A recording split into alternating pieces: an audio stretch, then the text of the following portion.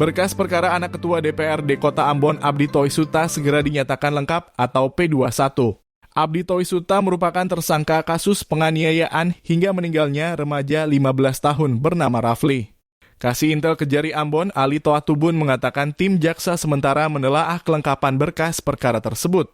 Pasalnya, penyidik Satuan Reserse Kriminal Polresta Ambon telah mengembalikan berkas atau P19 pada 5 September 2023 lalu.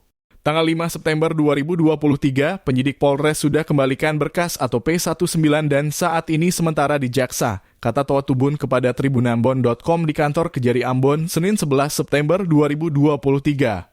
Lanjutnya, setelah dinyatakan lengkap oleh jaksa selanjutnya akan dilakukan penyerahan barang bukti, serta penyerahan tersangka dari Polres ke jaksa.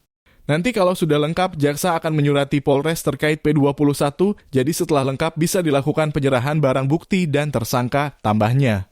Sebelumnya, berkas perkara anak Ketua DPRD Kota Ambon Abdi Toisuta dalam kasus penganiayaan yang menewaskan remaja 15 tahun bernama Rafli harus dikembalikan ke penyidik Polres.